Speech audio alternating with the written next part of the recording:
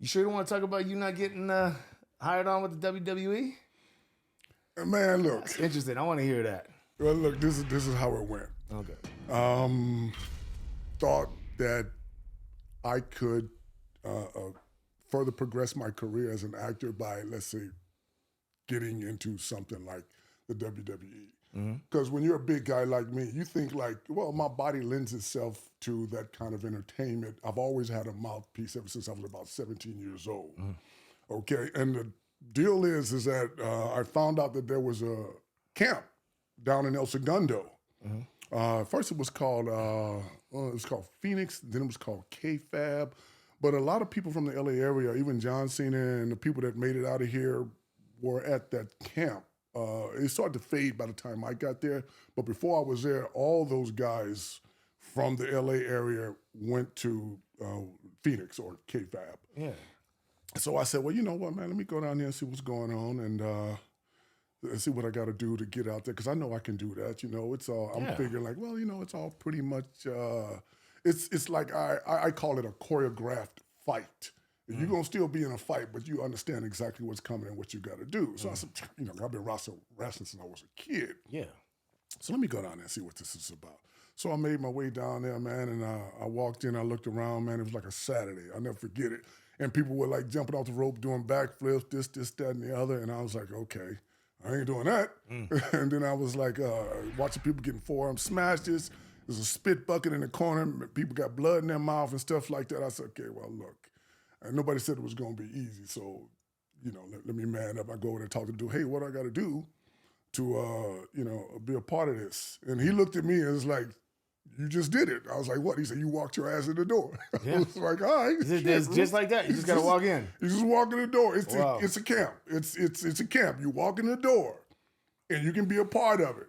Now, whether you stay or not, that's a whole other story. Right? So I walk in there, right? He say, well, you need these shoes. We're here on Tuesdays and we're here on Thursdays, and you can come in at the weekend and do what you work on the stuff you learned on Tuesdays and Thursdays. All right, no problem. So I go out and I pick up some atomics. I got the little wrestling shoes. Because the wrestling boots, I wanted to go get ahead of myself. They won't let you get the wrestling boots because until you become somebody who is actually going to perform. Graduation. Yeah, exactly. Yeah. And there's a place in Texas, you got to send off your sizes and design, and they'll come up with some wrestling boots for you or your character, whatever. It's like a rite of passage. At least that's the way it was. Well, they did that with the haircuts in the Marines, too. Exactly. We didn't get our haircuts. I don't know how they do it now, but, you know, we had to pass a certain stage. Yeah, y'all, everybody had the low fades, but you didn't get the high and tight. Actually, we didn't know we had to be bald. Y'all had to be bald. Marines had to be bald. We had to earn our haircut. Oh. We had to earn our haircut. We had to earn, like, you know, I forget the name of the things, like go tights or whatever they're called. Yeah. You know, put a go fast on your shoes or whatever. Then they had the little bands to where, like, that was part of it too. Like we would have to like unroll our pants or camels. Wow. I think they called them camels, or I don't know if they call them BDUs now. I don't know what they're called now, but everything changes. Yeah. But we couldn't put these up past their boots. We couldn't look like Marines. We had to look like the worst possible, and like the haircuts were just so crappy. Oh yeah. You know, they just missed like. Yeah. You know, so anyway, sorry. Let's get back to your rite of passage. But anything towards success has a process. Just like I said, Marines, you have a process. And in the wrestling, there was a process. So when I come in, the first thing they do is like, okay, get warmed up. So I'm an ex-athlete. I'm going to run around. I'm getting warmed up. I'm doing my stretches and everything like that. And then he said, this guy here is going to show you how to do a bump. And there was a little guy that came over, man, I don't know, he's 5'3" or something like that. I'm like, all right, what do we do? And he said, they put a mat down, and what you do is you're going to prone out, and when you land, you bang. You put your arms out to displace your weight and the energy, so it'll be a lot easier. That's how you can fall back, bam, just like that. I'm like, all right, cool. And I said, okay, so that's why they put their hands out. That's that's why I didn't know when you pick somebody up and you throw them, or when they're gonna fall back, they put their hands out, bam, displace the energy. So I'm like, all right, cool, that ain't nothing. He said, we're gonna do about 60 of them. I'm like, 60 of them. 60 of them. I was like, okay, all right. I did every 60. Whoa. First 10 was wrong as hell. Then you start picking up how it's supposed to be done. Then somewhere about, let's say, 22, 23, you get into it. Like, bam, this is good. Okay, bam, I got it. I'm an athlete, man. You ain't showing me nothing. Right. I did 60 of them jokers, man. And I got up and I'm like, I'm good. I'm good. What are we going to do next? He said, all right, we're going to, we did some rope work. 1, 2, 3, 1, 2, 3, rope to rope. You're running back and forth like that. Oh, man, come on, man. I'm made for this. I'm good with this. So I'm like, all right, and say, okay, well, see you again on Thursday. We're going to do more of the same. Every time you come in, we're going to add a little something. I'm all right, I'm good. So I go home, man, and tell my girl, yeah, I went to the WE camp, and it was cool. Like, I'm feeling good about this. I'm feeling good. Yeah. Yeah, all right, I'm good. I think I got this. Yeah. So the next morning, I get up. Everything was swollen, black and blue. What? And I could, man, leg day with Tom Platz can compare to the pain I was in. No way. Bruh, the rope marks on my back, which I couldn't see because I didn't know they were taking place as I'm doing it. Right. And I'm thinking I got lats or something, and I'm banging up against these ropes and throwing them back out, 1, 2, 3 on the other side, turning other side. Man, my whole back was so tight and swole up. I'm like bruises, like somebody had been beating on me. Yeah. That rope is pretty damn hard. Well, so the mat's not exactly. Yeah, the mats is not exactly soft either. So from the 60 bumps and the rope runs and all that kind of stuff, man, I was really contemplating like, okay, there's got to be another way. I'm like, what the hell? Maybe I'm doing something wrong. Maybe I'm doing something wrong, or just maybe it's like the beginners. They get all this. So Thursday come, I roll back up in that bad boy. I'm like, okay, all right, here we go. And then they was like, all right, we're gonna do more of the same. But now we're gonna add, your tie-ups, this, that. So okay, I'm like, boom. Pretty soon, I'm getting into it. The pain is subsiding, stuff like that. We're talking a couple months down the road and everything. I'm learning like all the stuff I'm supposed to be doing, and I'm getting it. And like the mouthpiece is not a problem, but they don't even let you talk until you understand wrestling and understand how to tell the story within wrestling. All the moves and who's on top, who's on bottom, who's running around, who's being chased is all a story, and it goes to a bigger storyline. So I'm learning all this stuff, and I'm getting on it. And then one day I'm in the middle of the ring, and that ring's got a big spring in the bottom. I don't know what I think they still do this. It's a massive spring in the bottom of that ring. So when you're jumping, it goes, it'll propel you up, but you got to hit it the right way. Because if it's coming up because somebody else jumped and you come down and y'all both meet, man, my knee just went bow. And I was like, oh, hell. I limped right out the ring. No, so I'm like, okay, it was still functional. It wasn't nothing torn or anything like that. I had just sprained the hell out of it. Sprained the hell out of it. So I'm over there and I'm like in pain. I'm like, okay. And everybody's feeling around and like, okay. Went to my doctor. He said, now you got no structural damage, but your patella is reading red, meaning it's like strained. Yeah. And I'm like, okay. He said, well, just wrap it, stay off of it for a while. Hard hit as an athlete. I'm going to go back and I'll wrap this bad boy up. So I got another one, so I'm good to go. Overcompensating.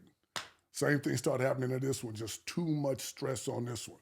So now both my knees are in pain. What do you do next? Well, I ain't going to quit, so... What's up, everybody? I'm Big Daddy Swolls. Hopefully you're enjoying your entertainment on BDS TV. If you are, please make sure to give me a like, comment, and subscribe so you guys can be the first to be notified about new content that's released. Also, be sure to check out my website, my music page, my social media platforms, and our merchandise store, all listed on the links below. Let me pop a couple Advil or whatever. Oh my gosh. And then next thing you know, I'm popping 3 Advil. Next thing you know, I'm popping tons of Advil. So when I get going, so I can keep going.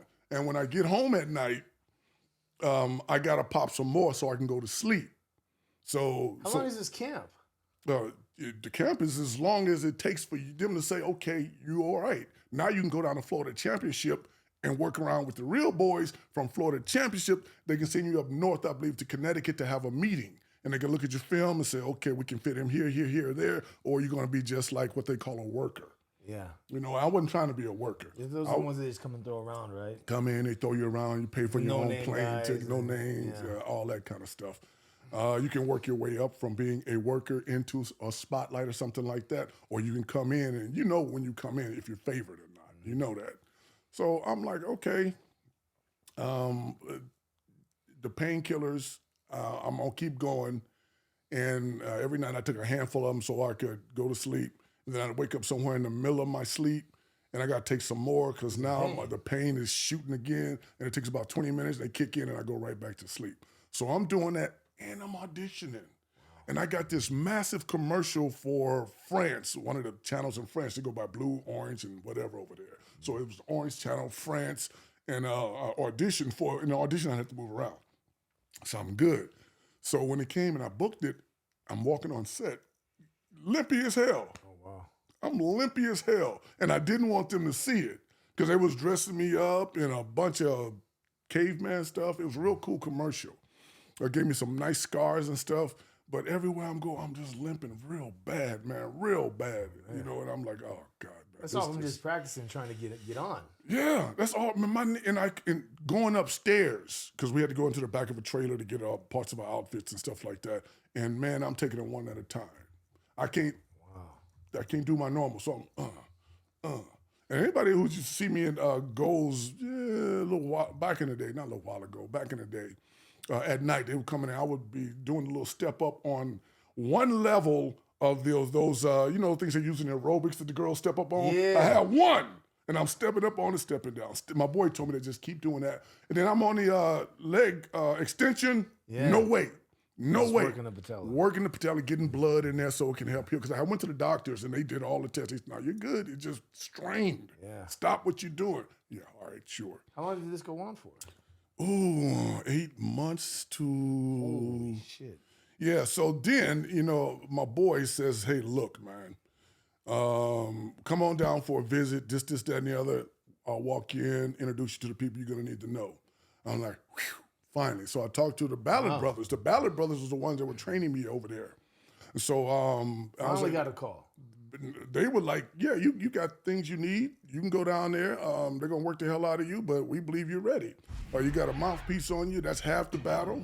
You can grab that mic. You can talk to people. You can create storylines, stuff like that. You can be a part of storylines because you can talk. Yeah. Good.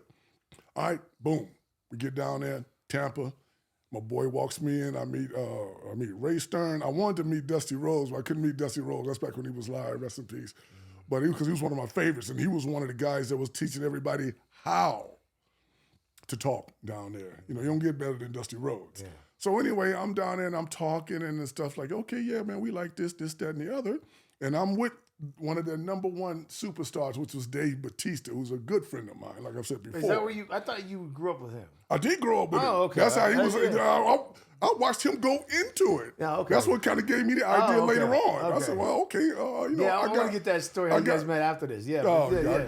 Yeah. So anyway, he was like, yeah, this is my boy Jay and da-da-da-da-da. He's been up at what we call the Phoenix at the time with the Ballard brothers. They said, all right, good, cool. And so we were talking, and he said, this is what we expect, this, that, and the other. And so what happened, and this was like, I think it was my first year and a half out here in L.A., so what happened was, I was like, all right, cool. So we go into the facility, and it's like immaculate. It's beautiful. They got rings everywhere, top-notch rings. They got big banners of the superstars. You feel like you're entering into pro wrestling now. Yeah. It's like, wow, everything is on point here. Like a show. It's like a show. And they're getting you ready for it. You got media rooms, you got all that kind of stuff down there. So I'm like, all right, this is cool. This is real cool.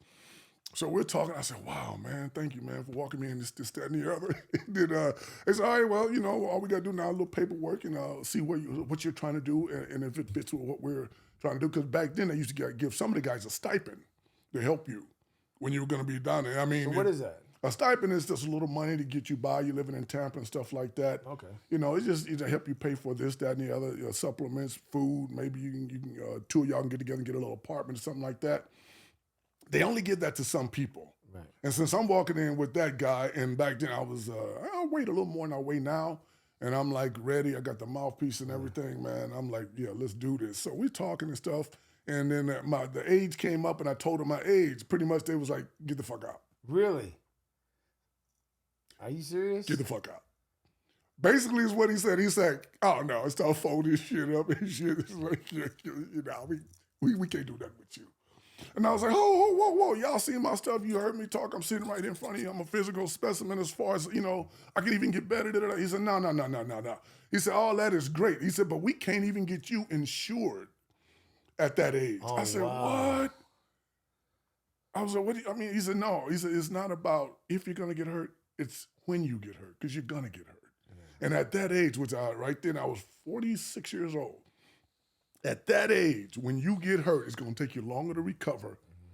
And we can't get you back out there as fast as we need to, based on all the money we're going to put into developing you. Right. So, no, That's we're not even why, going. That's why these older wrestlers make small appearances here and there, but they're not out there. If you've been insured with the WWE before the age of 36, you're good. Oh, okay. You're good. You're good. Or if you come to the WWE and you're 7 foot or some physical crazy man like that, you're good.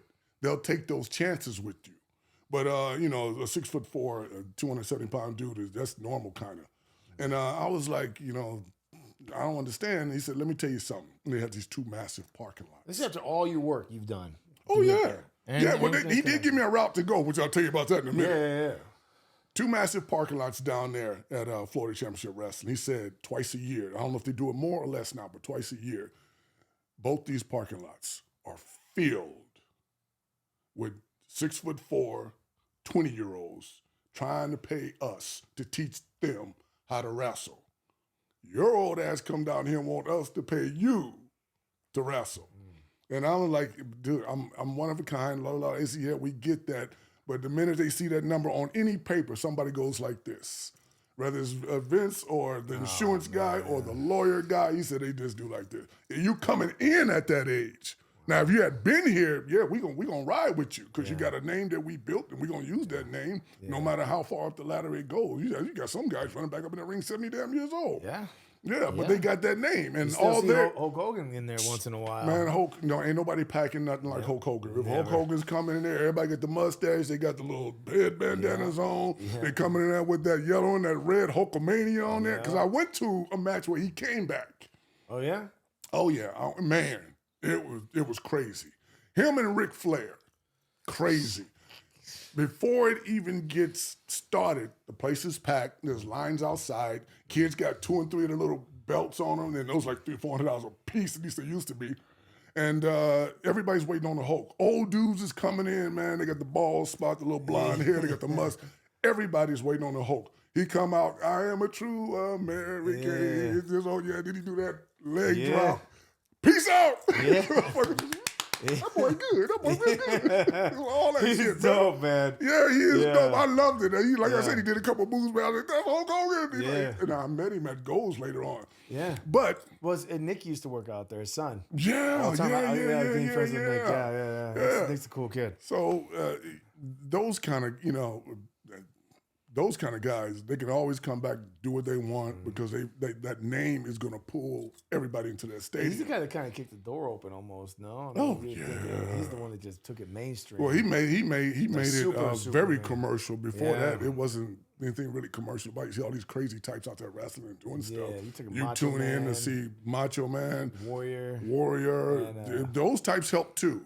Because that's when those types came with those bodies that were more of a sculpted body than just a big old brawn. Yeah. That was like the height of steroid use and all that crazy stuff. But I was just like, I got into it. I was like, oh, man. Because you used to only see that on cartoons. First time I saw you see it in real life. Oh, man. Dude, he hit that ring. I was like, he was a big boy too. I was like, come running through this audience and stuff, man. The stream was fire. Him to run through and just stay that lit all the way through. Oh my gosh. Yeah, man, it was great. Yeah, that was amazing. So once they told me, they said, no, we can't do nothing with you. I was like, oh man, this sucks, man. This sucks. So I was a little depressed at the time. I was like, man, I done put in a lot of work. more than depressed. That's like I said, there's a process to everything, man. And if you can go through the process when you get there, you figure out it don't work. I'm not a victim. I said, okay, well, say it louder, man. I'm not a victim. I'm just like, okay, well, that didn't work. Right. So now I can start the healing. I can heal my knees. I can get off these damn painkillers. And then when I got back, it's a blessing, though. It is. It was a blessing. Because I just to intervene real quick. I've seen Razor and Moan come in. I think it was at the Juggalos concert down there, and this was like when Hammer was performing out there, and he came in.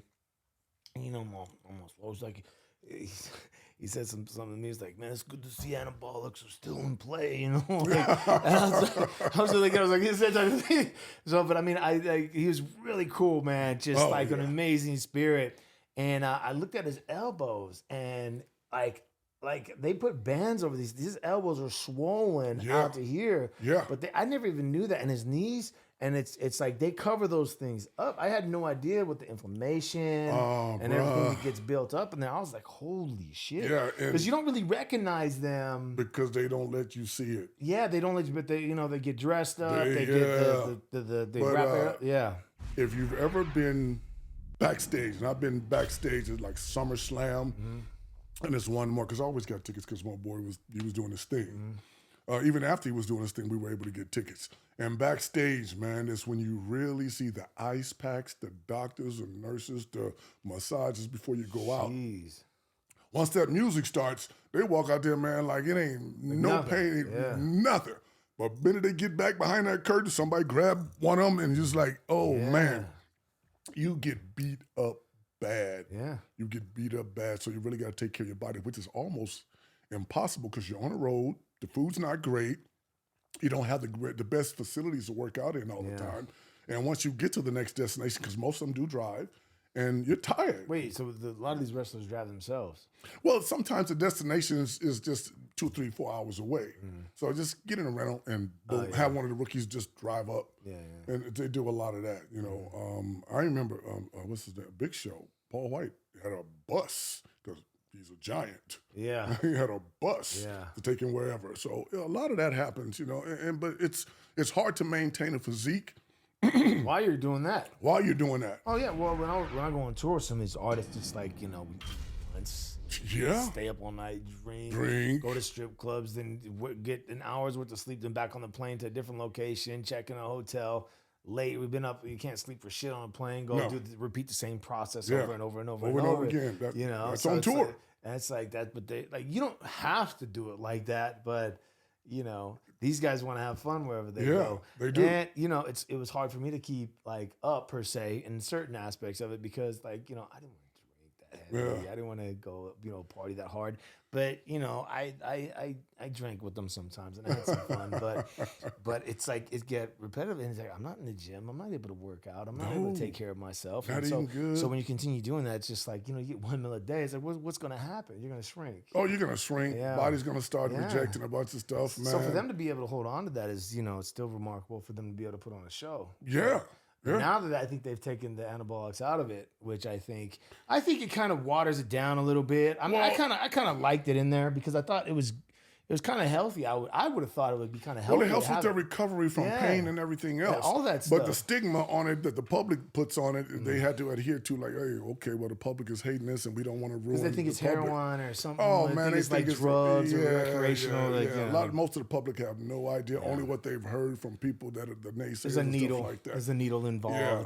But most people that don't understand. The minute you really get sick and you land in the hospital, the first thing they're gonna give you is a shot of steroids. Yeah, they're gonna give you that stuff. I had an eye problem a long time ago, and the doctor was like, all right, we're going to give you this. And I said, wait a minute, I know that name. He said, yeah, it's a steroid. Yeah. And boom, shot me real quick with it like it wasn't nothing to it. Right. And I was like, okay, is this supposed to be so bad? He said, no, this is going to help you. Yeah. When my knees went bad, the doctor said, get some growth hormone. Yeah. It'll help you out. All that stuff. I'm like, what? So if every time I go to a doctor, they're telling me, look, this is what you need to do in order to get healthy faster. Right.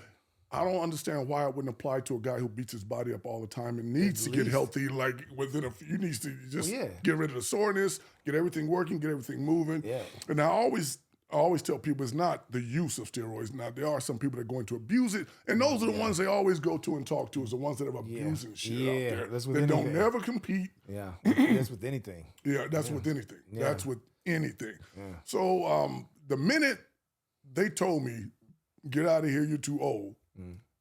Like I said, I was like, okay, what am I gonna do? What's my next move? I was already into acting. I already booked a couple commercials. I was doing pretty well.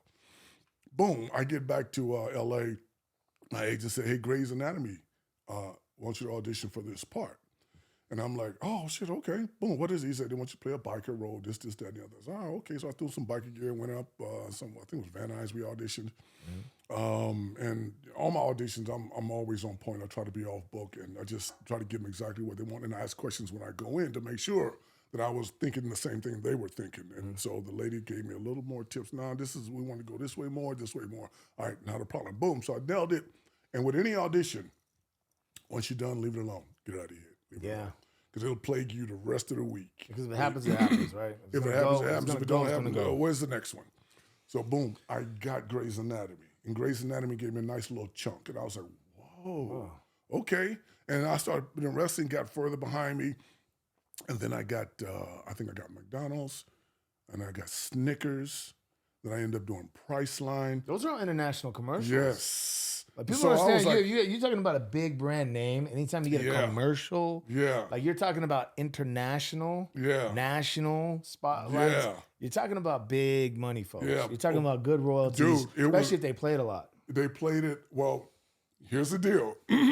Priceline got played a lot because, what's his name in it? Used to be Captain Kurt. God, I can't think of his name. Wait, who are you talking about? The guy that played Captain Kirk, what's his name? I can't think. He played TJ Hooker. Why can't I think of this guy's name? He's an icon.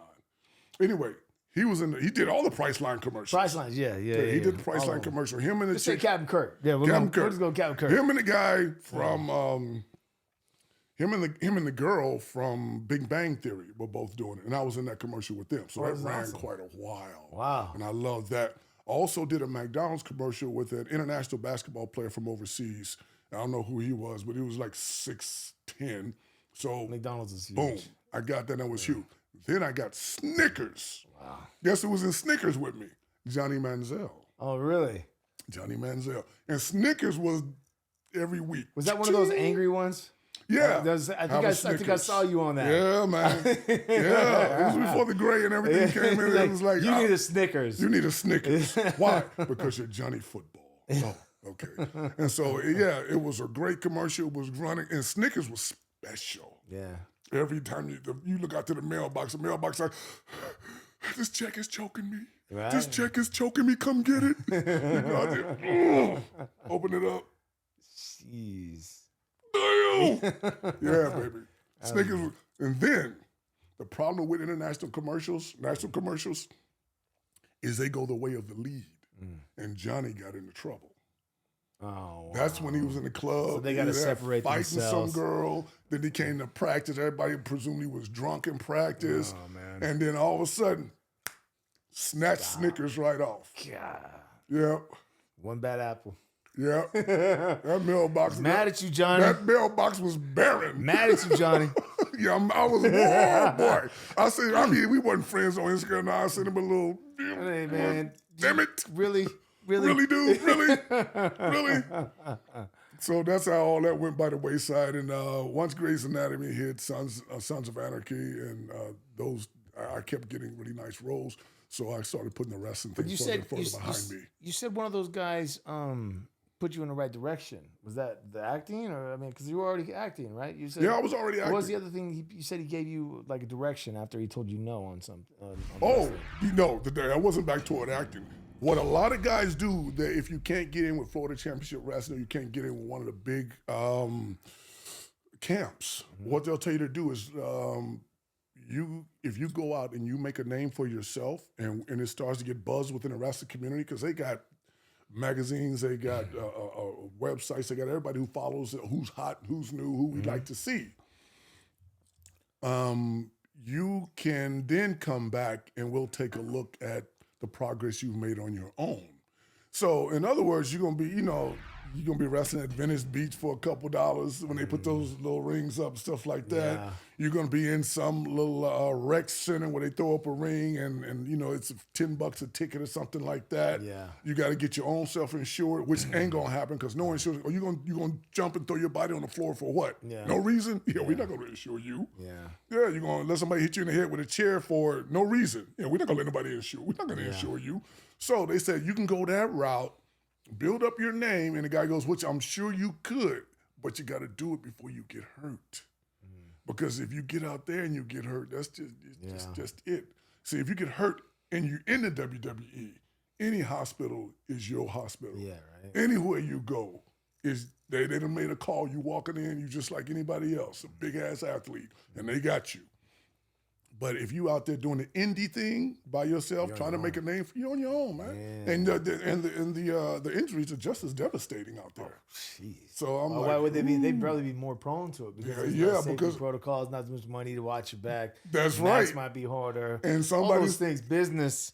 Just things that are coming off the top of my head as a business person. I was like, and then people are trying to go harder to prove themselves and stuff like that. So they go cut corners or make a mistake or so. Mm-hmm. So I was like, yeah, thanks for the advice, but no, I'm not doing that. It's a blessing. Oh, it was. It was definitely any door that closes, man, means there's just some more that's open for you down the road. Something's meant for you.